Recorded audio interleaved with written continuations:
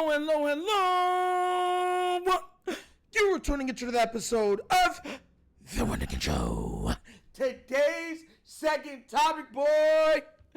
When the football guys keep giving you more and more content on the same thing. Look, guys, look. So, I've been telling y'all when it came to Achu, right, the guy that used to be on Fox, Ryan Clark, and one specific guy named Dan Orlovsky. You might remember him from running out of the back of the end zone and everything else, but he's been one of the quarterback guru talkers all over ESPN. And I watched this man say so much about how Shedeur wasn't this, Shedeur wasn't that, or Lamar wasn't this, and Lamar wasn't that. And you got to blame the quarterback for that. You can't be blaming the coach. That's just foolish. That's a quote, mind you. He came out and said that after Shedeur's poor last outing in the preseason. He said, let's not big up the first game, but boy, when Shedeur didn't play well in that second outing, he was there, ready. Whoa! So then, after this happened, mind you, I'm going to show you something real quick. This is Ryan Clark, responding to somebody. He says, as of now, just name. I also don't think many people have said that. And then the guy that he works with, Dan Orlovsky, puts this out. Oh!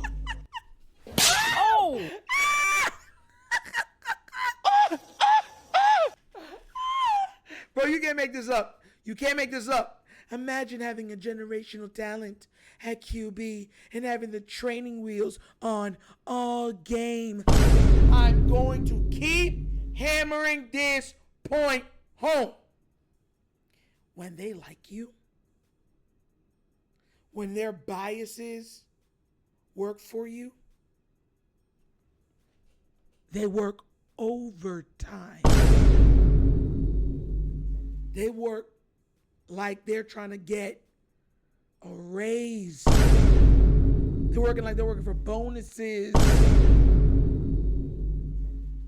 This is the foolishness. Mind you, show you how crazy this is. The same guy that said, Josh Allen's throw was a great throw. It was an arm punt. Great throw. That's what he said. So I pinned them when it was the defender's fault. He should have just went down. It would have been 25 yards and you're good. Called it a great throw. Then went on to absolve Joe Burrow of all wrongdoing last season and said that one of the biggest reasons why Josh Allen should win an MVP, I'm going to show you how hypocritical these guys are, was because he had a better winning rate. His team had a better winner rate, whatever it's called, a better record, than the Baltimore Ravens by one game.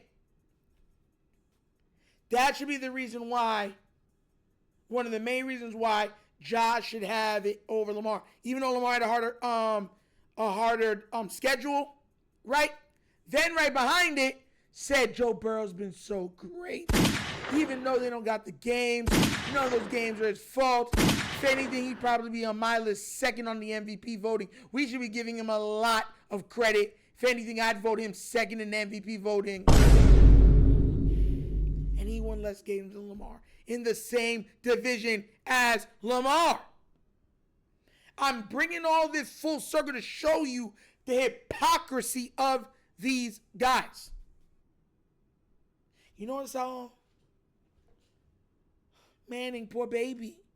Arch, you guys are being so mean to him. Did you ever hear that for Shedeur? Did you ever hear that for Lamar? No. The loudest, most ridiculous criticism is allowed. On their same network, mind you. And they don't say nothing. They defend it. Now, when it comes to Joe Burrow and this guy, see, this is what I keep trying to tell you. They pick their heroes. They pick their saviors. They pick their protagonists. And they pick, and then at the end, they pick their villains, their antagonists. They pick the people that they consider evil. No matter what you do, it will be twisted, shaped to be made out to be something of evil. Everything Shedeur did, he earned. Then they try to make it wasn't because your daddy was the coach. So his daddy was the one throwing all those touchdowns. His daddy was the one evading all that rush. His daddy was the one having one of the best offenses in college football and being the most accurate quarterback in college football. That was his daddy doing that though, right? How's his daddy though, right? We watched Lamar almost win back-to-back Heismans. They didn't even want him to try out as a quarterback. That's part of the reason why we never got the opportunity to see Lamar Jackson run the 40. Because they would just reaffirm, like, see, he's too athletic to be that man. Put him at safety. Put him at corner. Put him at wide receiver. Put him at running back. Ridiculous.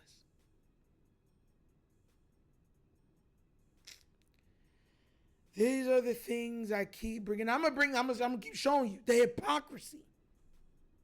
I'm gonna do a video of everything that they've said when you see how they've said stuff, and I'm gonna talk about Clark coming out talking about you guys called me a certain word because I was hard on Shedeur, but you're sitting there defending everything that this young man does. When you're one of the hardest people, all y'all was hard on Shedeur from the beginning. Mind you, he started off from HBCU and then transferred to a Division I college, Division I competition. It's ridiculous. Absolutely ridiculous how far they are willing to go for the people that they feel like they like. And it looked a certain way. But the reason why you can't call it a certain way, because Ryan Clark is there with it. That's why they do what they do. But that's why I don't use certain words. But I show you how the media always has narratives. And the narratives become truth. And the truth becomes life. Because it's based on their perception. Narrative shape perception. Perception becomes truth. Truth becomes facts. Facts become life. Remember that one old show, The Facts of Life? The Facts of Life. It's nasty work. Nasty work. I'm going to keep calling it out too. I'm going to call it out from day one. Hypocrites. Hypocrites. But what do you guys think? Did you see what Dan Orlovsky said? And if you didn't, please go to his Twitter and check. You see the hypocrisy that we're dealing with when we deal with him? Please let me know what you think down in the comments. You can please, all right? But as always, that's the episode of The Wunderkind Show. Thank you for watching. I know we get down, we get fun, and we laugh. But everything we talk about, we're doing what? Facts and truth. Please remember, like, subscribe. Facts. Oh my God, I lost my voice right there. Please remember to like, subscribe, hit that notification bell, hit that, and also support the channel. You already know CashApp is there if you want to donate. And also subscribe to the Wunderkind Morning Show, which we have on Monday through Thursdays, 9:30 to 10:30 a.m., where we touch on all types of sports. And we touch on a little bit of trivia from the 70s, 80s, 90s, early 2000s. Guys, be there, be squared. Man, so embarrassing with the throat. All right, guys? But that's the episode of The Wunderkind Show. This show is not just signing off. And as always, you know my slogan. Peace. And I am out of here. Huh? Yeah. Finish him, Daddy. Ah!